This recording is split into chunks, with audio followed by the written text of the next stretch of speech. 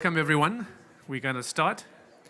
So this is the most exciting activity at COP today and possibly in the week. This is a live debate, Oxford-style debating. I don't know how many of you have ever seen that or participated in that before. Can you just give me a show of hands? No one. Excellent. So we're all new to this, and this is really about debating a particular topic. It's about the audience deciding on the strength of the debates who's making a more convincing argument. So this is not about being sentimental. This is not about being friends or finding neutral ground. This is about a real debate, a real fight, and each side need to argue their point. We will, in the beginning, take your vote on the motion for and the motion against. And at the end, we'll take your vote again on the motion for and the motion against. And those that have pushed their side higher will win the debate. So my name is Mike Webster. I work for the World Bank. I'm moderating this session. And it's great to have you all here. We also have colleagues online. We've got 6 debaters in the room and 2 online, 2 teams of 4 each. 1 for the motion and 2 against the motion, and 4 against the motion.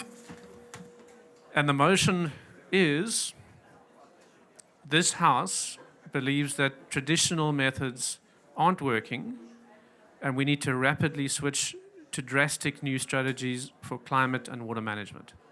So I'll read it again. The motion that's being debated is, this House believes that traditional methods aren't working and we need to rapidly switch to drastic new strategies for climate and water management. So what I thought might be useful is, that's pretty esoteric and high level. I want you as an audience to think, if you are the mayor of Cape Town and you are facing day 0 and you've got 2 different groups of advisors, one arguing your current methods are working and you need to push them harder in some way, and the other saying, actually, you need something dramatically different. And I want you to use that thought experiment for 2 reasons. One is it does land it a little, and think in your own context and think in your own way what that might mean. But secondly, it's very personal for me because I was one of those advisors at the time. I actually worked for 5 years for the city of Cape Town as the head of the Water and Sanitation Directorate, and that question was being asked. So it's very real. So let me come to the debaters. Let me introduce them.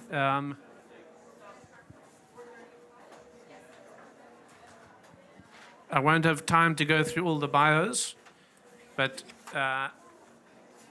we've got the team 4 on this side, the 3 on the left, and I'll start with John. John Matthews is the Executive Director for the Alliance for Global Water Adaptation. And it's an extensive bio of advocacy and all sorts of things, but what struck me is he has an undergraduate degree in ethnomusicology, so he can tell you about that later. Next to him, we have Silvia Caprara, who's a farmer from Italy, and she works for the World Farm Organization, and she's a 3rd-generation wine farmer in Verona. And next to Sylvia, we have Lance Gore. Lance is a principal water resources specialist for the Asian Development Bank, and so he rounds out the team of 3. We also have online on the supporting the motion, Ruth and Guma. Ruth, can you just put your mic on so we can test it and see if it's working? Yes. Is it working? It's working great, thank you. And Ruth works for UNESCO. Then those opposing the motion. Same format, team of 3 here and 1 virtual. We have Juliet Willits in the middle, and Juliet is from Sydney. She's a professor and research director at the University of Technology, Sydney.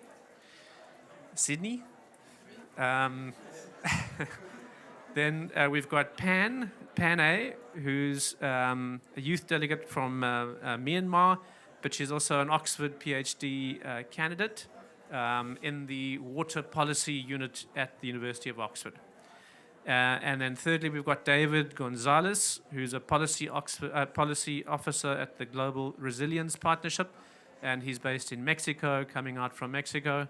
And the virtual person in the room is Nile, and she wanted her organization to be properly mentioned.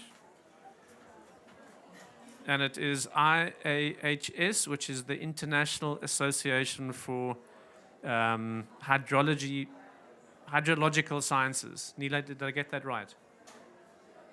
Correct. Thank you very much. Okay, great. Last thing to do before the debate starts, we now need to do the opening vote on the audience's and the online audience's assessment of the motion. So we'll do this with a technology called something or other. Slido. I haven't used it before, but I think it works like a lot of these online surveys. You need to get your phones out and scan a QR code. The QR code should be coming in a minute. So get your phones ready. No?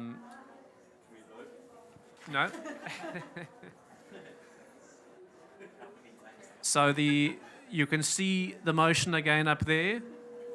Traditional methods aren't working, and we need to rapidly switch to drastic new strategies for climate and water management. And there's three categories, a yes, no, and a neutral. I would urge you to emphasize the yes and the no. The neutral's less interesting. We've got one person's vote that's come in. I'll give you 30 seconds or so to vote.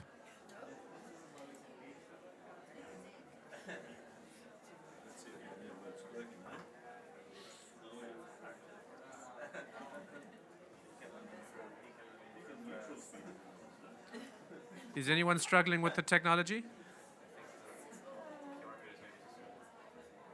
If you want to come up and get the QR code.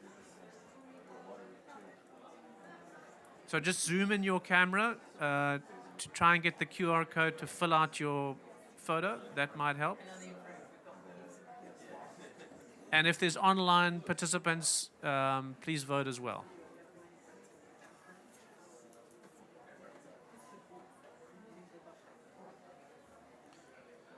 Anyone else struggling to vote?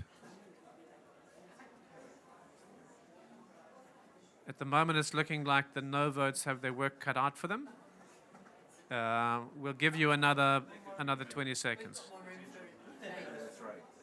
But remember, the debate is not whether the motion is supported, it's how much that graph moves.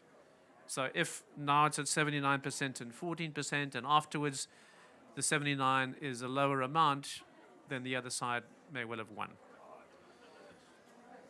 There we go. Is everyone finished voting? I'm not getting the code, the QR code. But you can't vote as well, Ruth. So anyone other than you online, I don't know, Christian, do we need to have some other way to get the QR code? I think we're going to end the voting there. So before starting the first debate, let me just run through the format. So each of the debaters will be given 4 minutes, and a strict 4 minutes. I'll cut them off after 3 minutes and 59 seconds. We'll have one for and one against, and go through each of them. Then after that, we'll have a series of rebuttals from either side that'll go on for 10 minutes, rebutting the other debaters' views. And then after that, we'll get audience participation, and we'll get questions and comments from the audience. And then we'll give the debaters a last chance to respond to what the audience said and to make their closing remarks. So with that, we'll start. We'll start with the proposition side with John Matthews and Mike Wegg. And Christian, can you start the 4 minutes now? Where's Christian? Okay. Great. Thank you. Good morning. I feel a little embarrassed in a youth debate being like the middle-aged guy, but I I'd like to give a strong argument in favor that we need these new approaches. Many of them actually are starting to exist already. The crisis that I believe started to be defined very well around 2008, 2009 has been called the problem of deep uncertainty. Essentially, that we don't know where the climate is headed.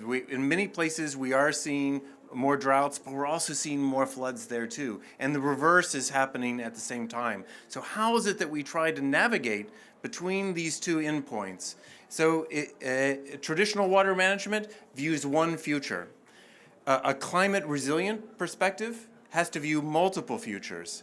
And many of the technical disciplines, such as engineering, economics, planning, and so on, at most they look back 10, 20, 30 years, generously maybe 50 years. I'm a conservation biologist by training. I might be able to look back a little farther, maybe a century, 200 years. Indigenous knowledge, maybe 1,000 years. But where is the atmospheric carbon level right now? It's at a 4 million year point. It hasn't been this high in 4 million years. As a species, we are 250,000 years old. We have no memory of this. We have no memory of where we're headed, and we have to get ready so hard. In Nepal, they have moved in the last decade from having 5 reliable crops for subsistence agriculture to only 3. In places where we're generating hydropower, dams like the Kariba Dam on the Zambezi, it's only 50 years old, but it was designed for a climate that disappeared decades ago. On a good day in the dry season, 5% water hydropower generation. This is a profound stress for our system, for our economies, for our ecosystems, for our communities. And it needs new knowledge, and it is coming. The best examples that we have for it are to take the reservoirs of knowledge from our indigenous communities, from the best of engineering about how to be robust, how to plan for the things that we're sure that are coming, but also to be flexible. And that is the newest and most difficult piece. South Africa, Cape Town is a really good example. That they had a very high capacity, world-class capacity in water resources management. And they still ran into this problem of day zero. It's also the story of Sao Paulo. It's also the story of Pakistan or Brazil this year, more generally, of California. This is a global problem about how we move into this new phase. We worked actually really closely with the South African government in Cape Town about building some of this more adaptive capacity and thinking in terms of water resilience as a new way to move forward, to think about these multiple futures. And that's what I'd like for you to see. I don't call myself a conservation biologist anymore. I think of myself as a resilience scientist. And that's a new approach. I have moved into this new phase, and I hope that you will too. My training was wrong. It was insufficient, and we have to get ready. We have to be thinking in a much farther perspective. Thank you very much. I hand my time over to my colleagues. Thanks a lot, John. So just remember, he's arguing for the motion, which is that the traditional methods for water and climate are not working, and radical change is needed, and that's the argument that he made as his opening statement. Next, we have Juliet on the opposing view.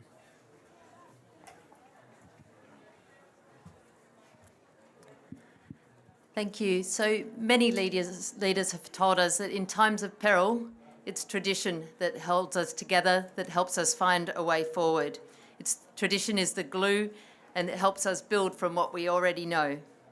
My first example is sponge cities, a nature-based solution that's becoming central to climate and water management. It's based on ancient wisdom and knowledge, and in China, in many cities, it's already been piloted, and it's demonstrating benefits in terms of resilience, it's demonstrating benefits in terms of emissions.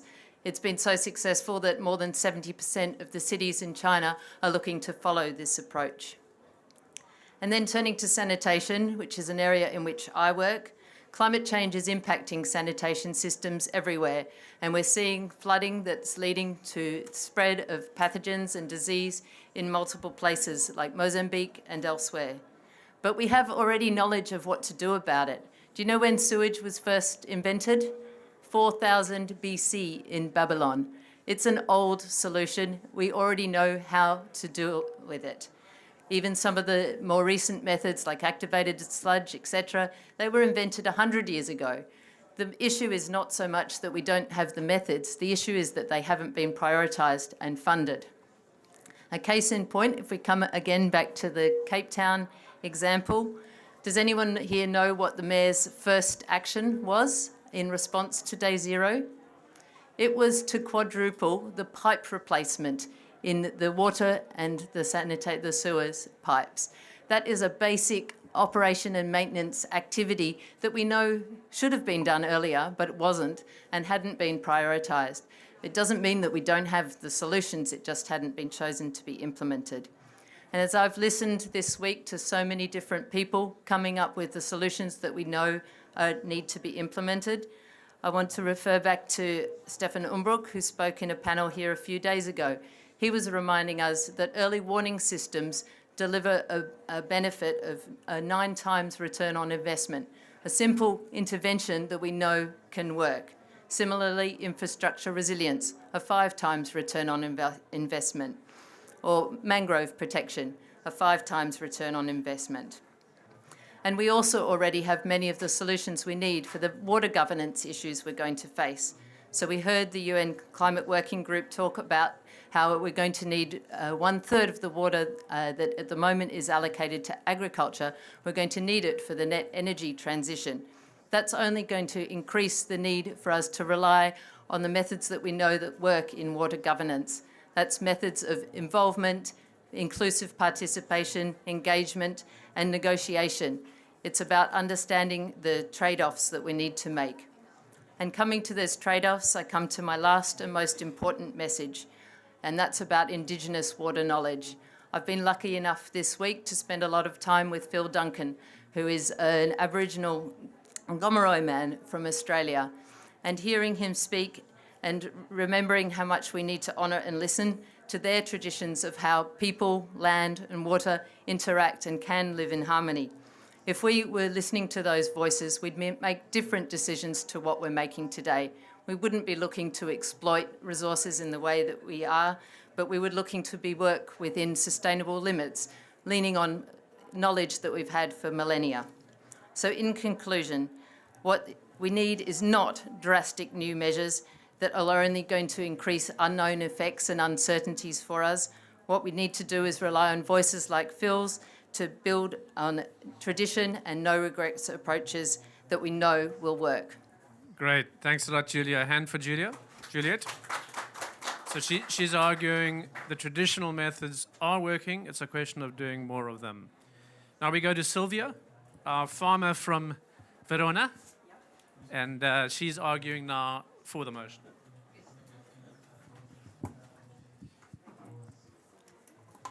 Dear citizens of Cape Town, it's a pleasure for me to be here today to bring my own experience as a farmer on the field, to help you make this important decision.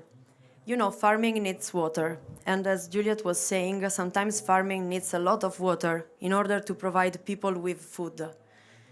And the problem here is that as farmers, we are already, and I can tell you, we are really committing to improve our ways of manage water in order to save it. The problem has changed, and that's why traditional methods are no longer working for us. In the past, the problem was mainly about how you bring water from one place to the other.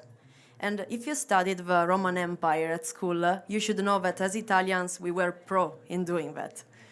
But now the problem is that we're running low on water. And now I want to bring you with me in my village, Somma Campagna, where I have my fields.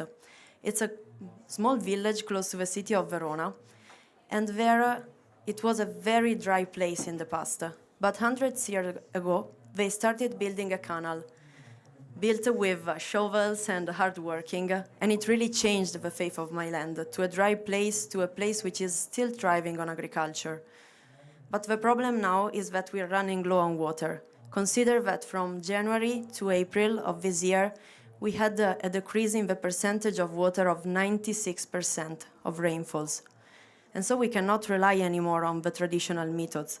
We need something more. We need technology to help us head to precision agriculture. And what happened in my winery last year was that we installed the weather stations, and we started collecting data around the weather. And this is something that also my granddad used to do. You told it's also about the wisdom coming from the past. And every day he had this small notebook and he wrote it down if it was sunny, really every day, and you can see this everywhere from the farmers of my country. And the temperature. But now just here on an app on my telephone, I can see, of course, the temperature, the quantity of rain that comes from rainfalls, but also humidity in the air, the intensity of solar emissions, and also like the winds, the speed. And I don't just have the data, and maybe it would have took me a lifetime to learn how to read this data. Now I have a software and an app here on my phone telling me, Silvia, be careful. Your plants are facing an hydric stress, and you have to make an irrigation. And in this case, I can really evaluate if the irrigation is needed or if I can skip it. And in this way, I'm, first of all, saving water. Then I'm saving money. And I'm also reducing the risk of skipping an essential irrigation and losing my harvest. So this is also about risk reduction. And you may think, okay, that's great, but it is always expensive. But sometimes technologies can also be low cost and high impact, like it was in this case for me. In fact, I can tell you that just by skipping one useless irrigation, we already got back the money we invested to install this weather station. To sum up, what I think is that we have a lot of wisdom coming from tradition, but now we have the technologies to turn it into faster and more precise answer. And we have to invest. I'm also an engineer, not only a farmer. And I really think that we have to invest in science and research in order to get even better for farming, but of course for the entire planet. Thank you. Great. Thanks a lot, Sylvia. So we've got the tech-savvy farmer, and I can see the smiles in the audience. You've clearly charmed everyone, if not convinced them. We've got Pan. This is again against the motion. Thank you, Sylvie, for supporting a lot of my points in this pitch, actually. Yes, so we have a lot of strategy and also a lot of global approaches and initiatives, and they are really crucial. But we must not overlook in our rightful mind the profound impact on the localized and traditional methods that are tailored to specific environments to adapt to our local conditions. Thank you very much for making that point and then paving the way for me. So imagine a vast land in Turkana County in Kenya, in East Africa, where I did my research. I had a lot of conversations with the local community who are relying on methods that is passed down through generations, really meticulously adapted to the unique and ecological nuances of their region. So the environment of Turkana is really vast and also very arid, and they also have limited resources in general. So pastoralists in Turkana County, they have thrived for generation and century of an issues, which might have been seen the area which is super harsh and also inhospitable to many. But the pastoralists in Turkana, they have been kind of looking for, they have pursuits of this arable grassland to feed their cows and their animals, and they really observe this environment and as well as the behaviors of the environment. They also have like the thousands of years of knowledge how the animals would behave and how that would inform to what would come in the next seasons of climate. For example, they have the animals, which is providing for their survival, but at the same time, they kind of keenly observe the intestine of the goat, for example, to really see like what is the next season temperature would be like, what is the next round of information that is going to come. So this is the intricate knowledge that is very ancient, but also really effective in terms of integrating those traditional knowledge to the local ecosystem that we are adapting to the local issues.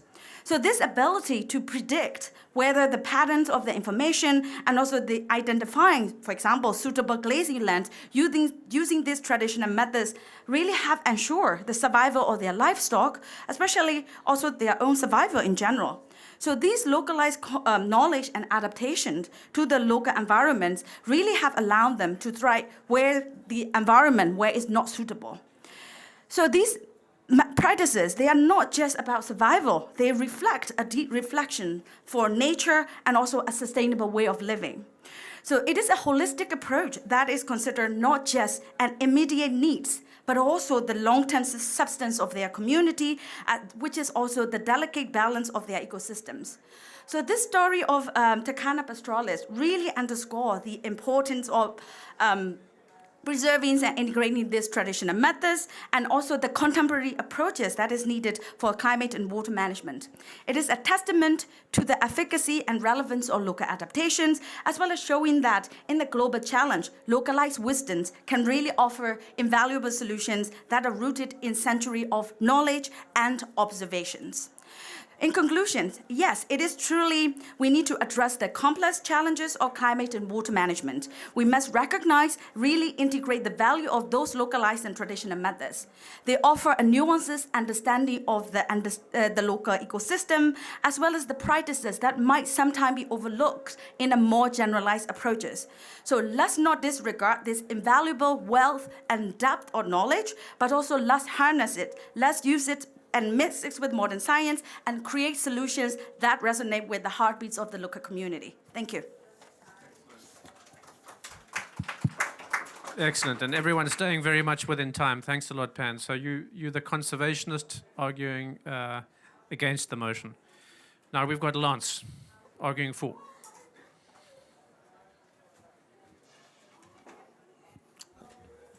Good morning, everyone. I'm Lance. I'm one of the youth debaters. Thank you.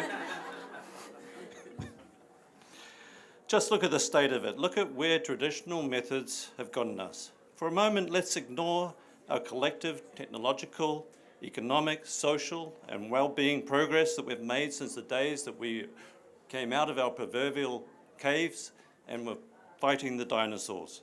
Let us focus more on why we're here today at Dubai at this wonderful and opulent COP28. Let us take a quick look at the state of the global situation. We all know it. We have increased global average temperatures by more than a degree over the last century or so. We have increased CO2 in the atmosphere by more than 50%. And the WHO are now telling us that every four years we're going to see an additional 1 million deaths due to climate change. We're seeing major shifts in our hydrological cycles. Spatial planning is running amok. Our rivers are drying up. Wars are being fought over our water resources. Our farmers are struggling for water and to make their livings. And our infrastructure is unmaintained and deteriorating. Our food supply chains are terribly inefficient, and the cost of food is rapidly rising. And, well, I could keep going on, but, you know, we've only got 4 minutes. But something has to change. Look, I was told that good debates should always have a quote, and preferably from a communist. I won't do that. Instead, ChatGPT has given me 2 great quotes from capitalists. Peter Drucker, an architect of modern management theory, told us, if you want something new, you have to stop doing something old. And Jack Welch, the former CEO of General Electric, warned us that change before you need to. In support of the proposition, I think the world could listen to these 2 chaps. I've been working in the water resources sector now for half my life, and I've learned a few things. Now, you're welcome to assume that I'm 30-something, and therefore I have very limited experience. Or you could count the number of grey hairs on my hair and assume that I have hundreds of years of experience. Somewhere in between. I mean, I hope you think about the former rather than the later. But I've made many observations, and I've worked in more countries than I have fingers and toes. And one of the major observations that I have is that most water resource departments have enormous potential for change.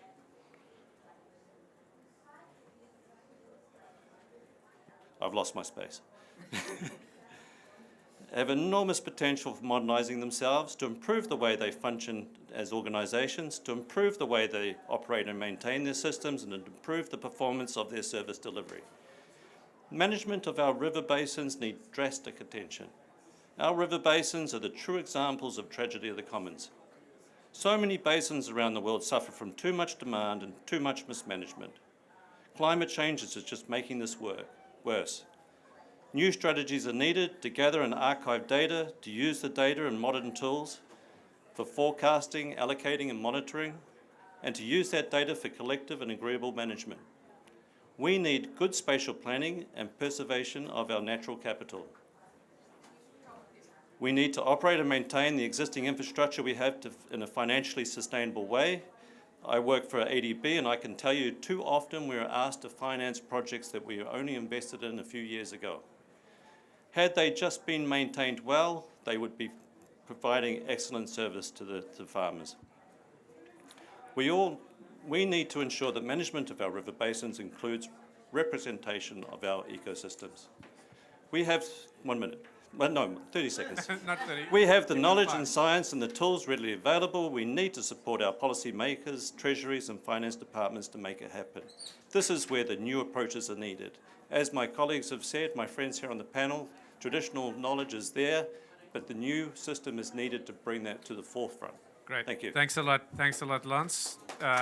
So the radical reformer in the youth part of the debate. The last in Dubai, and then we'll go to the virtual, is David Gonzalez on the Against team.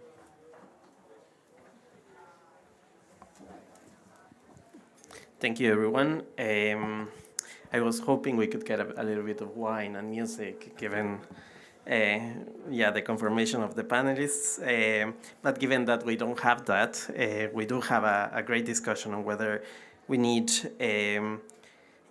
new methods and changes, drastic changes in the methods that we use to manage water. It is important to go back to the latest discussions and start thinking whether we're talking about the methods or whether we're talking about the structural changes that are needed to really implement and bring the data that already exists into the table. One of the key messages that was highlighted by Juliette earlier today was that we already have the methods available, and it's more an issue of how we bring these methods into the table. And following that discussion, I would like to highlight the messages that were brought by the Intergovernmental Science Policy Platform on Biodiversity and Ecosystem Services, quite a long name, the equivalent to the IPCC on biodiversity last year, where they highlighted we have more than 50 methods already available to bring the data that we need to manage ecosystems and to manage water. The key issue is that these methods are actually not being brought into the table. And one of the key things is that we know that we need more data, we know that we need more science, but the data and the science is actually not being equally distributed among all those that require the information. And I wonder if we continue making changes and if we continue creating more new technologies, if these changes and technologies are going to be arriving to the wineries, creating a new exotic product that many of us don't have access to today, or if it's actually going to arrive to the farmers that are handling the technologies in local communities in Mexico or in Peru, where Wi-Fi is not available, where data is not available, and where many people actually don't have a cell phone to manage that technology. We need to pay more attention on the structural changes that are required to make what is already available to the populations. We need to pay more attention on the learnings that indigenous peoples have taught us. And one of the key issues there is we already know from many indigenous populations that we need to change the system of values that is sustaining the way that we bring the methods that are existing into the table. We need to rely on sufficiency, we need to rely on respect, we need to rely on kinship as guiding principles to use and generate the data to manage water and to deal with the climate crisis in an efficient way. Thank you very much. Great, thanks a lot, David. Highlighting the risks of radical change. Now we'll go to our two online debaters. First, Ruth Nguma on the side of the team, and we'll start you off now. Over to you, Ruth. Okay, thank you. And in this context, I wish to support the motion of this House. And I would like to draw my inspiration from the words of the Greek philosopher, who Heraclitus, and he lived around 500 BCE. And this is what he said: the only constant in life is change. And it seems from those opposing the motion that they agree that there is need for structural change. That is what they have just mentioned. And this Greek philosopher also said that no man ever steps in the same river twice. So it's not the same river and it's not the same man. So that means that you already need change. And in ancient wisdom, they already indicated that change was necessary. And so considering this word, switching to new strategies for climate and water management demands innovation and change. And when we talk about innovation, we mean both doing different things and doing things differently. And currently, we agree that climate is changing, and that's why we are all at COP28. Why are we here? It's because we realize that there is a change that is urgently needed, and we realize that traditional methods, their limits have been tested by the current climate crisis, both in spatial and temporal scale. Juliet, for example, I would like to call your attention. You said that we are talking about the local knowledge, but think about the millennium drought between 2001 and 2009. It was a prolonged drought, and it's the worst drought on record for Southeast Australia. That means that we need to change, and that means that you cannot just operate with the status quo. You really need to change how we approach, because the crises are changing and they are testing the limitations of our knowledge. And then we need to know that generally management of water and supply is traditionally risk-averse domain, and understandably so. It's because of the human rights that are attached to water. And in that sense, we need only to use traditional methods as an inspiration, and we need to change the policy framework that we operate. And that's why somebody who was in Cape Town, you may think that with the existing policy framework could not support the response to the crisis that was happening between 2017 and 2018. So in the current era, we also need real-time data and a lot of data, and the opposing speaker just said that we need a lot of data. And however, we need a lot of data, and for that matter, we need real-time data, and we need to make multiple decisions, and we need to account for uncertainty because we have increased population. We cannot just operate in the normal way. That's how we need to change. And this, I would like to exemplify this with what happened in 1995 in the Netherlands. They realized that flooding was happening. And generally, when flooding happens, they meant the project, the National Room for the River program, because they realized that they could not just act normally, and they needed to create room for the river. It doesn't mean Ruth, that they are really going to the traditional way, but it means... Ruth, 30 seconds. 30 seconds and then wrap up. Yes, okay. Yeah, for this, they realized that there was the need for change. And so I would like to say that we need innovative environmental science and policy reform framework to create an enabling environment and to generate a multiplier effect. So I say that we need to have a future rather than just relying on traditional methodologies. Thank you. Great, thanks a lot, Ruth. Fantastic. So change is a part of life. The man never goes into the river twice. Nilay on the against, and then that's the end of the debating. Thank you. Dear COP28 guests of our one and only Earth, I would like to start with by saying that I am most certainly against abandoning traditional methods. As a German music pioneer, once a member of the Cosmic Joke band, Klaus Schulze says, "We are all part of a tradition. At least we depend on the past." Let's explore the nature of continuous change and innovation in organizations.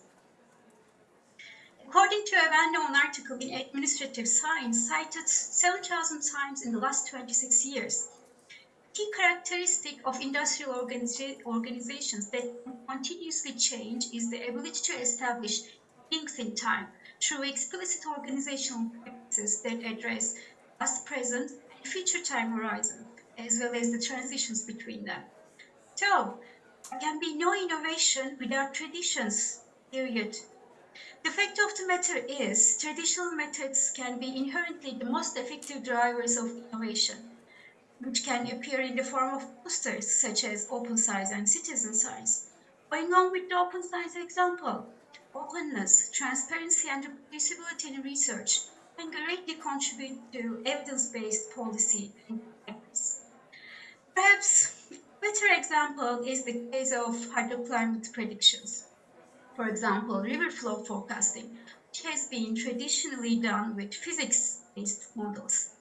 Here, the innovation factor is artificial intelligence, machine learning, aka AI/ML.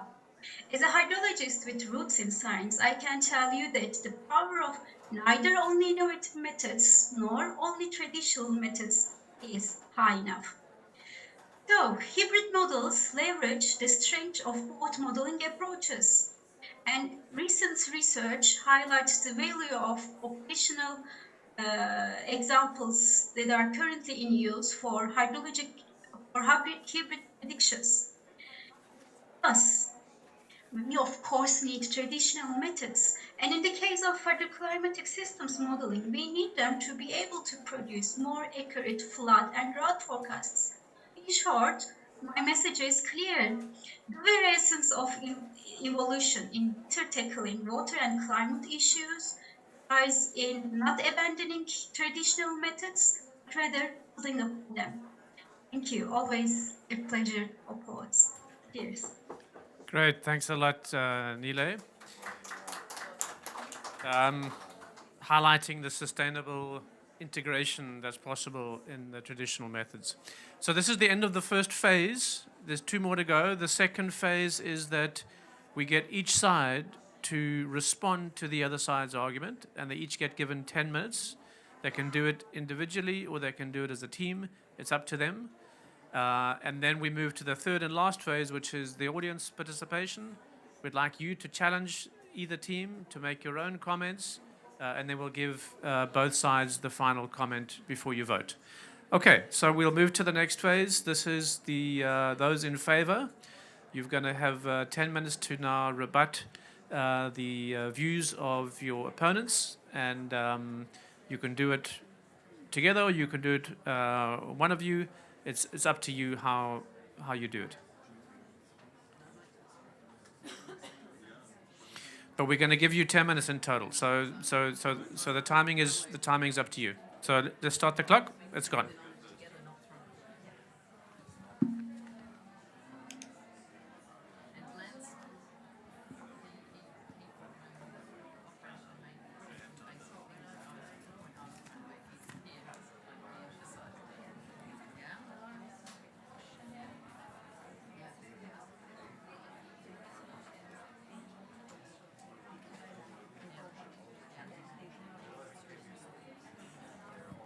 Looks like they're debating more amongst themselves. Yeah.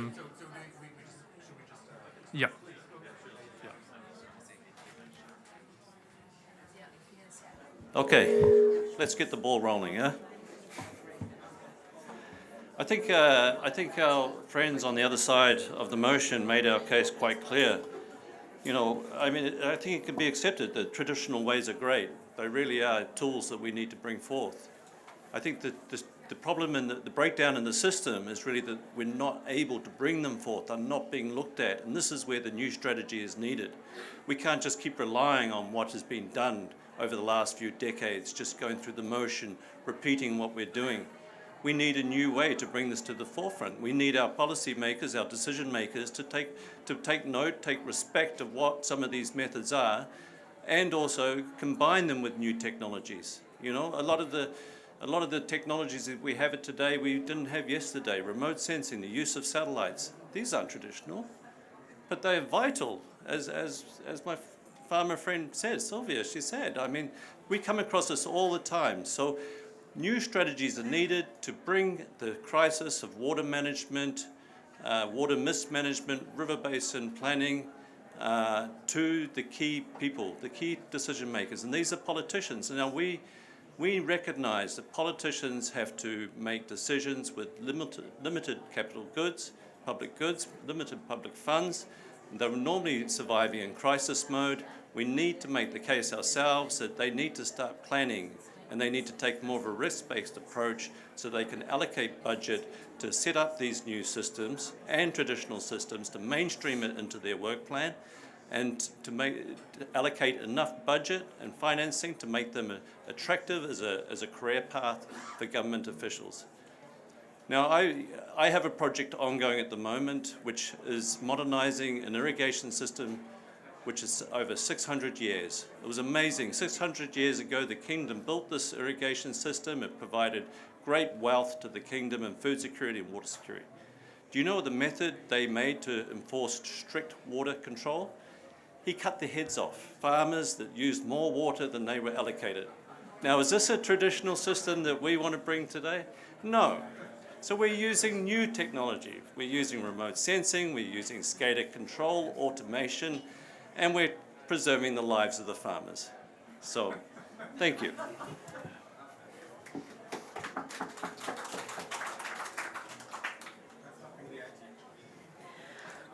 I'll be fast. I want to go direct to the point. I'm either a farmer and also an engineer, so very practical. I want to focus on what David brought to the floor about the fact that there are places where Wi-Fi, smartphone are not available at the moment. And you also mentioned respect. And we think that bringing new technologies and believing that people who are still used to more traditional methods won't feel bad if we try to teach something. It's not about going there and imposing a better way. It's about believing in them and empowering them.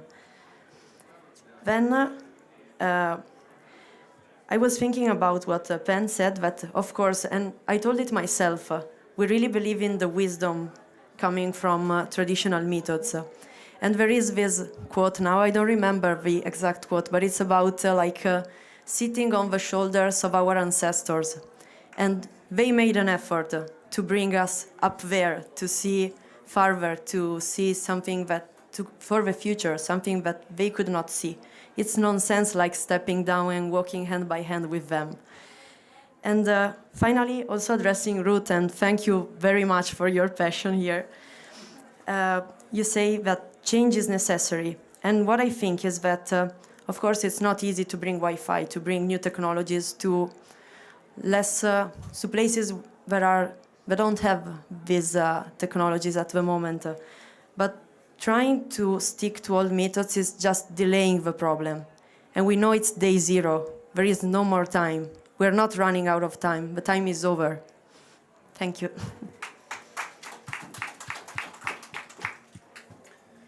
I'll speak and then hand over the last of our time to our colleague and team partner, Ruth. I'd like to tell a very short story. About 12, 13 years ago, I was up on the Tibetan Plateau. I was on with a survey team that was engaging with many of the traditional yak herders at 4,000, 5,000, 6,000 meters on the Tibetan Plateau. They've been there for thousands of years. And our goal was to try to interview many of these people to see what types of climate impacts they had already been experiencing. We often would try to find the oldest member of a community or a family or in a monastery. And at one of the monasteries, I met a retired yak herder. He was talking to me as he used his prayer stick. It was a very, very beautiful, special moment. He was probably in his 70s or 80s. And he started to list these incredible ecological changes that had happened while he was there. His yak herd had been 250 yak, and it was now 30. He had seen grass that was 2 meters high, and now it was 5 centimeters high. They used to be a fine mist in the summer, and now there was blue skies and intense hard rain. And in the winter, the hard winter, no snow. So a snow drought. And I was really shocked. As a scientist, I was thinking like, oh, maybe he saw these changes starting in the 60s or 70s when a lot of climate impacts really started to kick in. I said, when did you start to feel these? He said, 2003. We are in a new era, and we need new tools for that era. If there's something that our ancestors really have to teach us, it's that we need to learn. They were observers. Just in the same way with medicine, less than 150 years ago, we were still bleeding people to help them. Now we have very advanced tools. Even basic things like antibiotics are less than a century old. We learn, we grow as a species, and that's what we do. There is no one that has been alive for 10,000 years that has experienced more than a meter of sea level rise in a lifetime. And we will probably have people in this room that will experience 2 or 3 meters of sea level rise in their lifetime. That traditional knowledge is important, but it's a place to grow from. And that's where we need to really expand our knowledge. Thank you. Thanks a lot. The team's got 1 minute and 40 left, and I think that time is yours, Ruth. Okay, yes, what I would like to say is that we need to consider the scale of the kind of a crisis that we're experiencing. And I'm born of a traditional or indigenous knowledge person. By training, I'm a meteorologist, the first training. And I have experience of both forecasting through the modern weather forecasting and also by tradition. And I can tell you for sure that we need to change the how. And that's why I started by saying that we need to understand we can do things differently or we can do different things. And both is innovation. So that's why I insist we need change. Change the how, change the environment, the policy environment to enable the new changes to be effected. Thank you. Great. Give them a hand, please. This is the 4 team.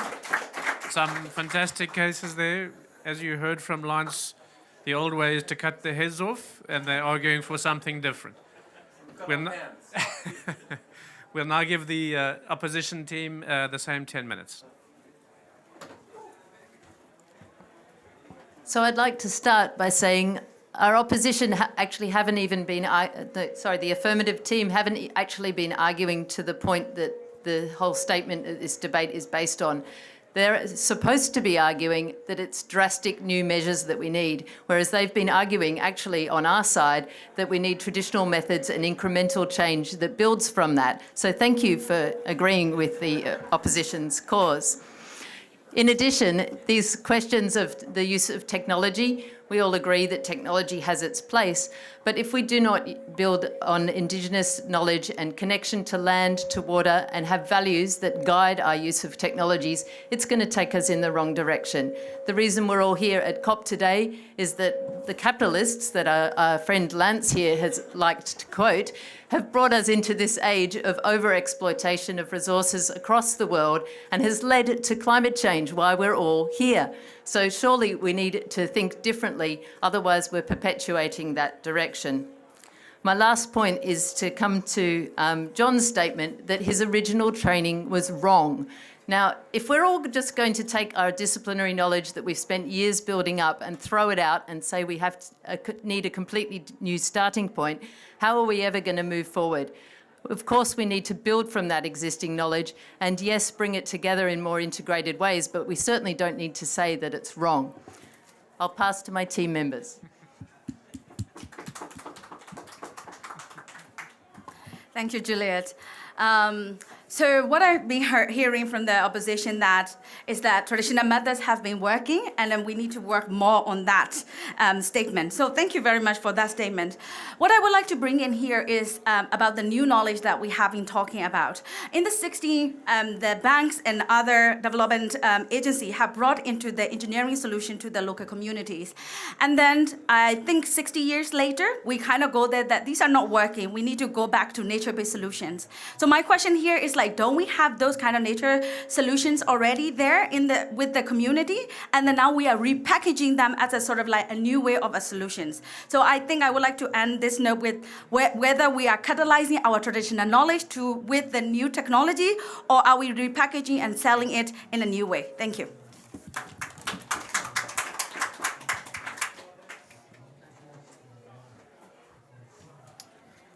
Thank you, Pani.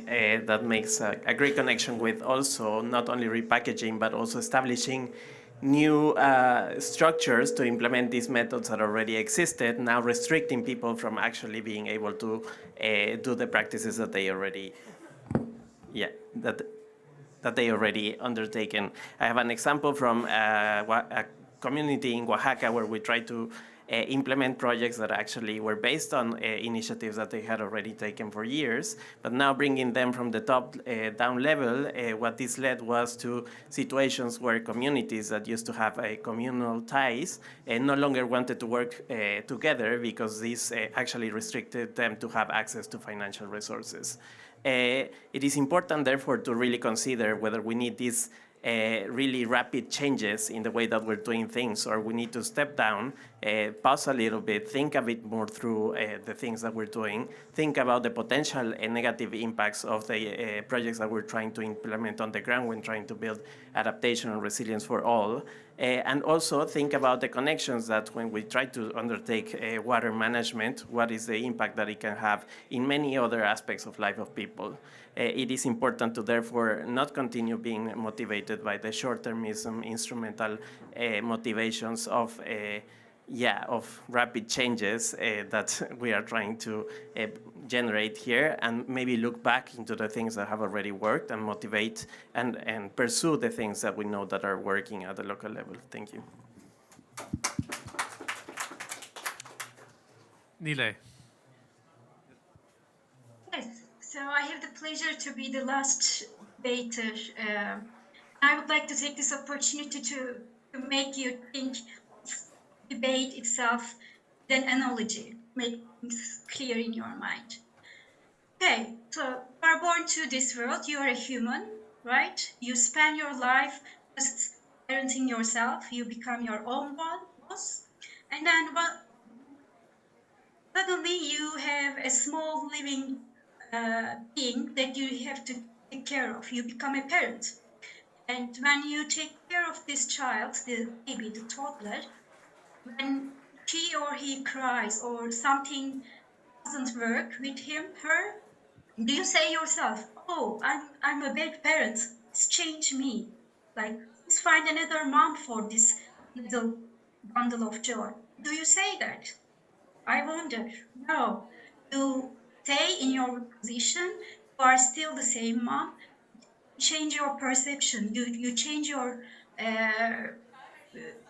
you have to apply little changes in the way you handle things and manage the parenthood. And you try to understand the child itself and ask, why is he behaving like that? Why is she crying? Why is she expressing her feelings that way? So we don't have to change the parents. We just need to be a team and renew ourselves.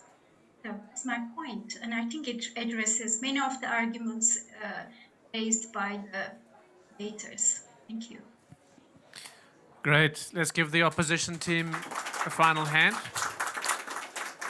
That's the end of the second phase, and then we'll come into our last phase, which is some interventions from the audience. And these are really free-flowing. We've got a few minutes to have questions to either debate team to make your own point. We can allow a few questions, and then right at the end, we'll give each team 2-3 minutes to wrap up, and then we'll vote. I can see one hand. I can see 2, 3, 4, 5. Okay.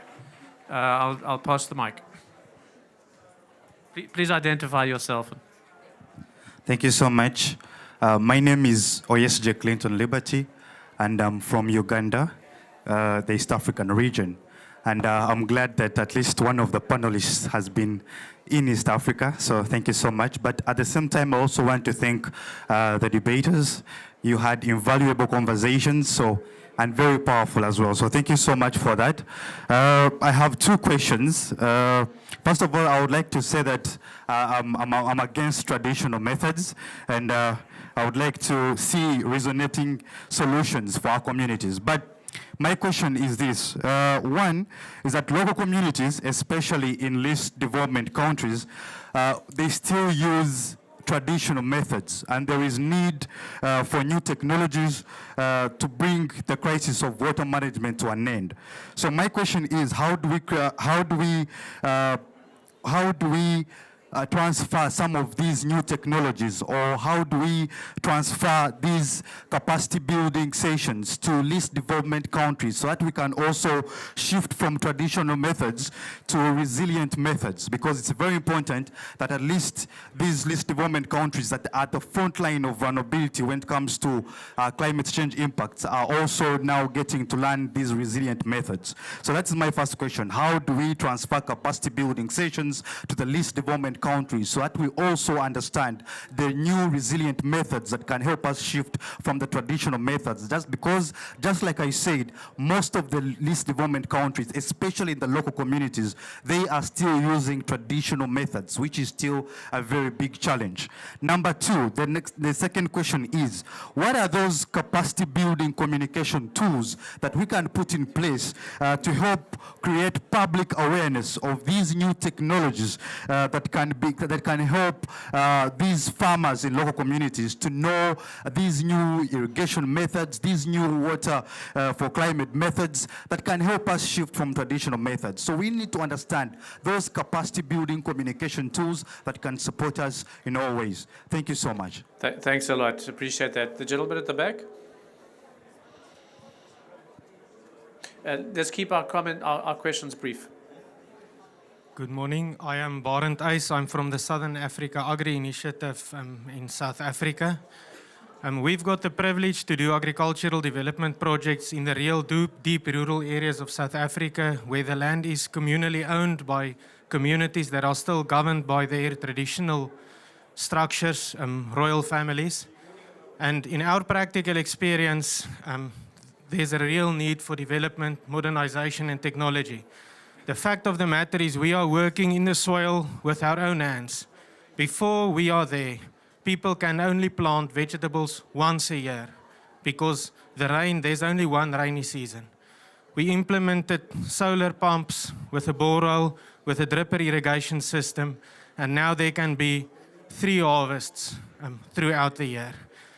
We always follow an approach of respect towards the traditional community, and we say we need to find harmony between nature, culture, and agriculture.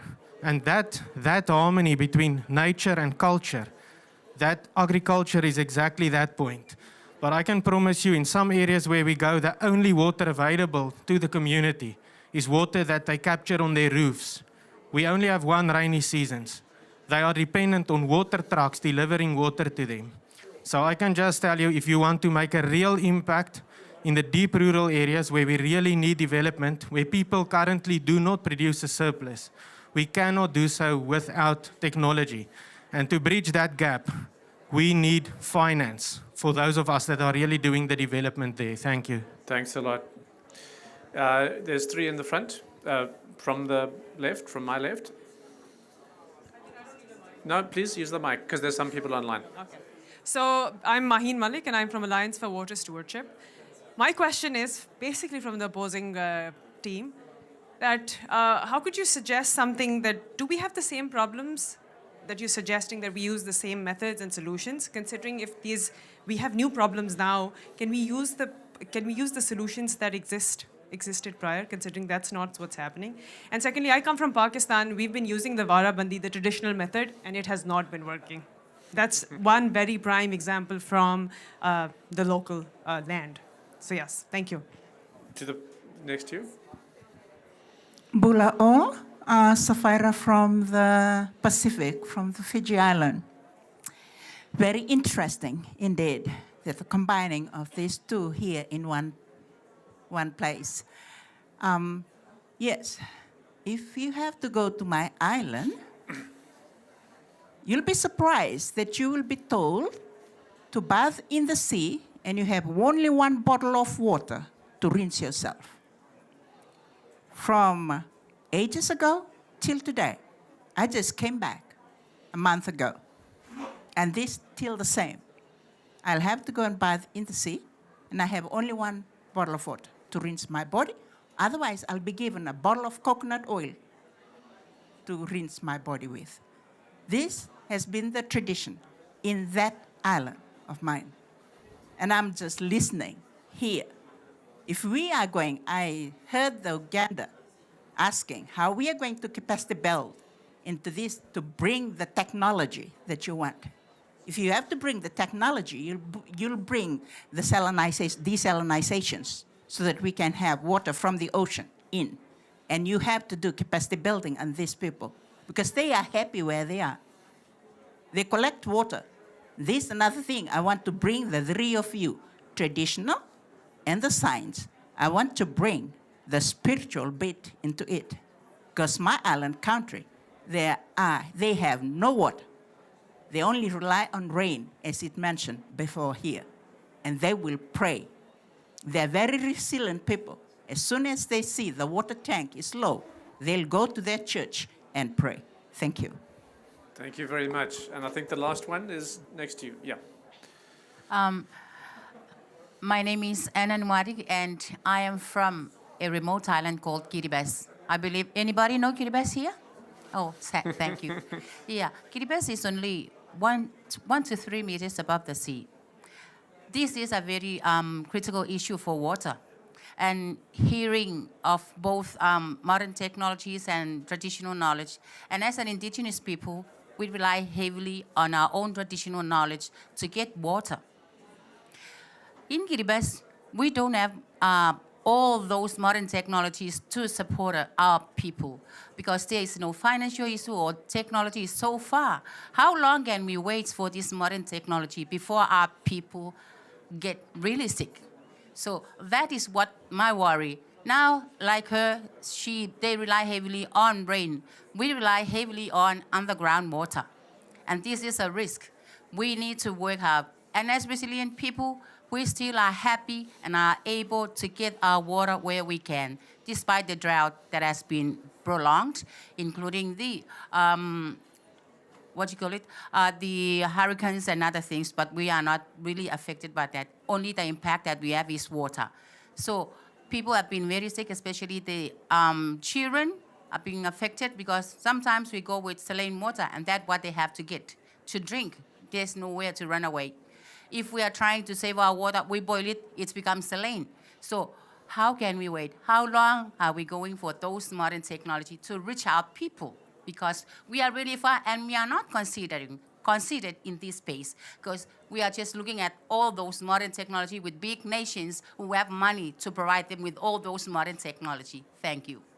Great, thank you very much. Okay, I'm going to take, two more, but we need to be quick. So this gentleman, yep. Okay, let's make it 3. 1, 2, 3, and then we're done. Okay, I'm Awiji Harvard.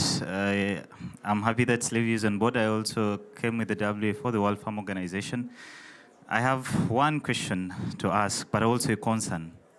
We are all talking about adapting, and the other side is saying that we move to the technology, which is also okay. But when we reach a point and we mitigate, because always we are going to adapt, where will we stop adapting? Okay, we are talking about an increase of maybe 1.5 degrees Celsius.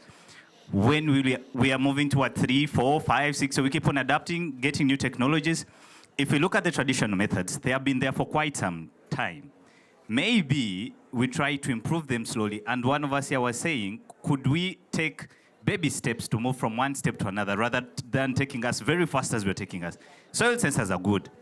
What if it gets to 30 degrees Celsius? What is going to happen? Again, you adapt to something else. Could we try to look for mitigation measures that could move us from the traditional methods, baby steps from whichever environment you're coming from, the ones that have the saline soils, the ones that have whichever it is. Could we start with mitigating before we go into adoption of I won't call them difficult technologies, but highly expensive technologies that we are talking about?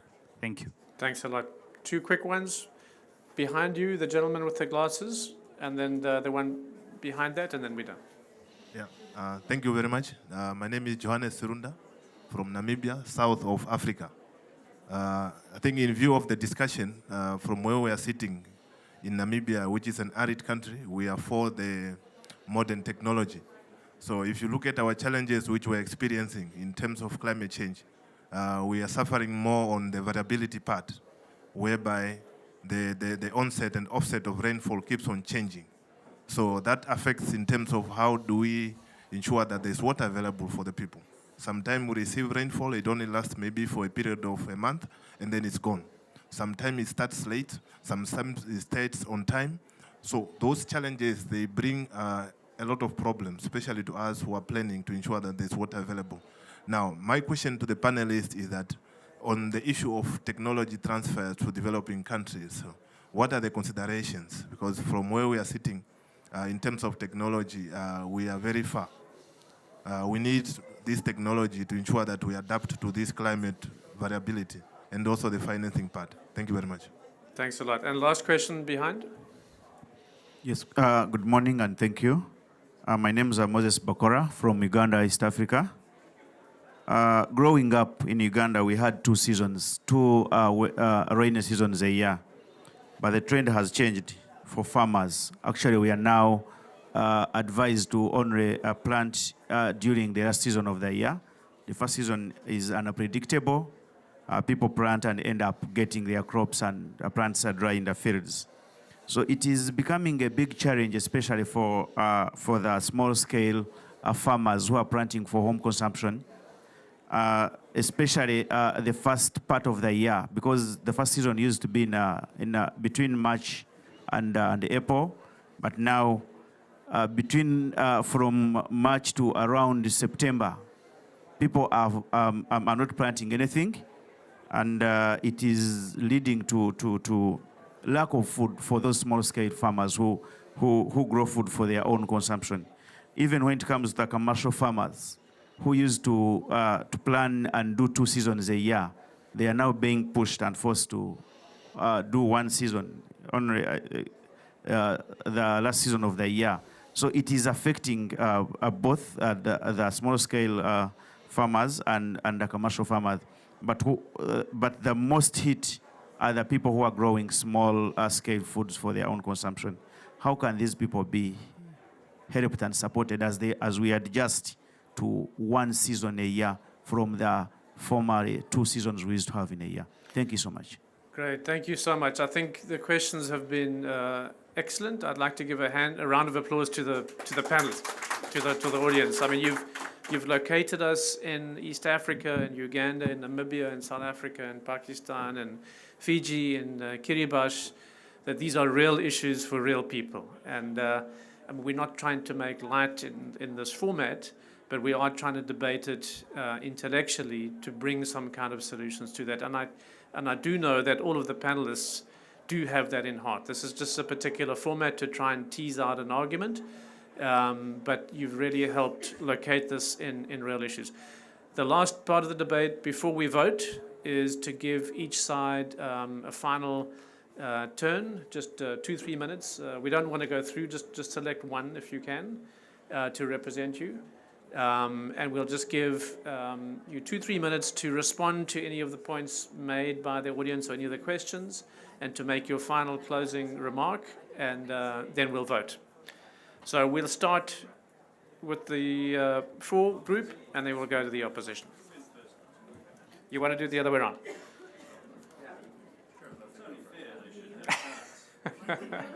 We're going to get the opposition group to go first. Okay. All together. We're a team. I'm going to start with one point, which is just that we agree. We've never said that technology wasn't important as part of traditional methods. Traditional methods are something that evolves. We think they're important. What we're against is drastic new measures. If we suddenly put in a desalination plant to PNG, as we've heard has happened, with no one there to repair it, it's not going to work. So let's not be drastic about these changes. Let's take them step by step, as our colleague just said. And also the conditionality of the understanding the local context is especially very important.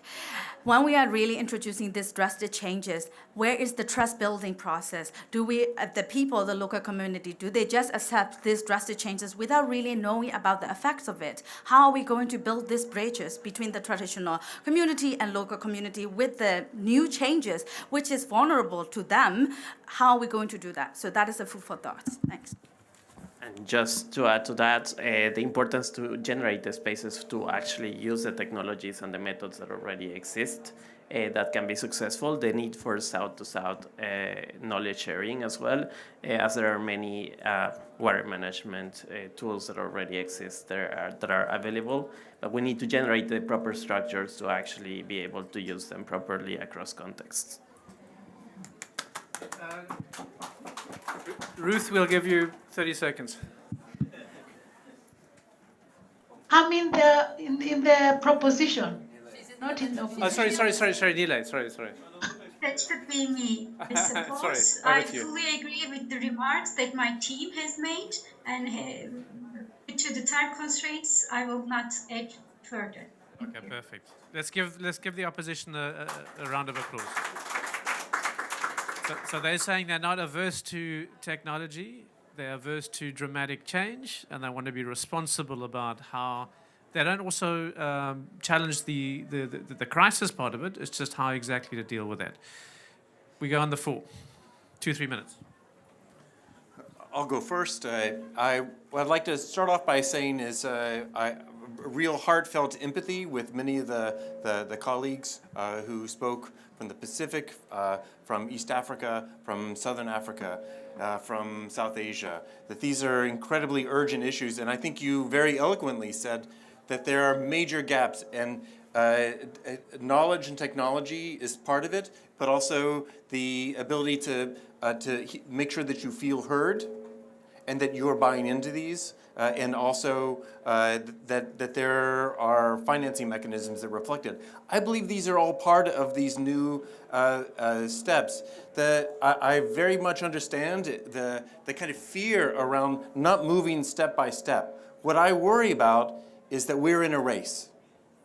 And the climate is going much faster than our societies, than our communities and our towns. What I worry about, the woman from Fiji, we have a member of our board from Fiji, Amit Singh, who's here, that we are, you will not have that bottle of water when you come back from the ocean. So how is it that we scale that up?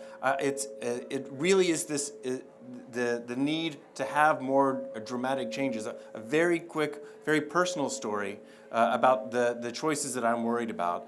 13 years ago, my wife and I went to Ethiopia. I've worked in 30 countries around the world, and we went to southern Ethiopia to meet the birth mother of the little boy who's our son. She had to give him away. She had to give him away because that was her climate adaptation strategy. That was the fierceness of her choice, to send a child from a dry country to a wet country.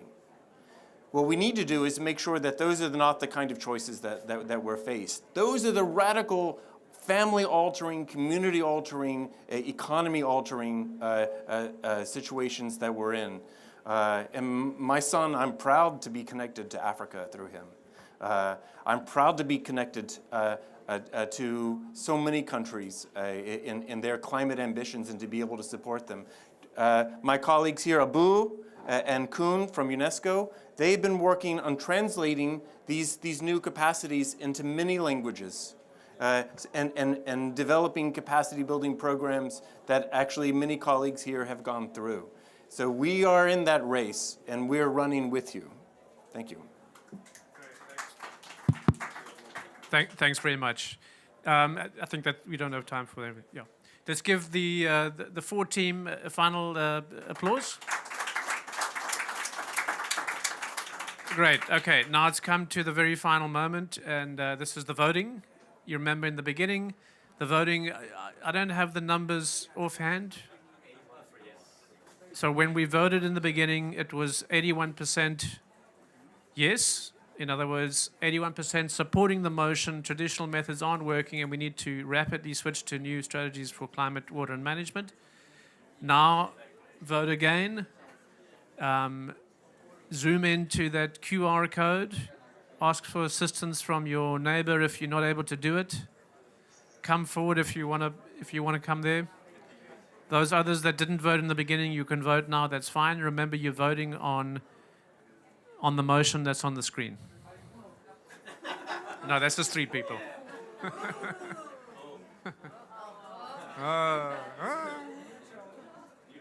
Neutral's winning.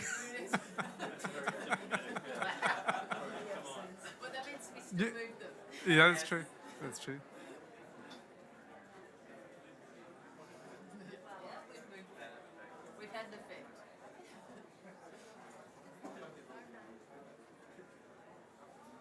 Anyone struggling with the technology?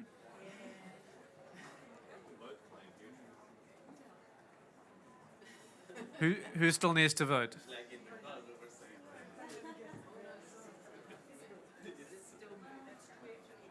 You voted? One more?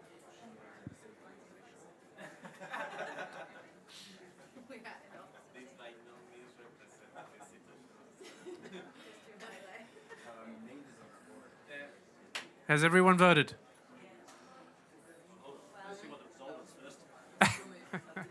So at the beginning of the debate, we had 82% that were voting for the motion. At the end of the debate, we've got 63% voting for the motion. Most have moved into neutral, which is I'm not quite sure what to make of that, but it's sitting on the fence. But we're going to give it to the noes, to the opposers who won, and big congratulations to them. And thanks to everyone for the fun we had, and thanks to everyone for showing up. It was a great session. Thank you.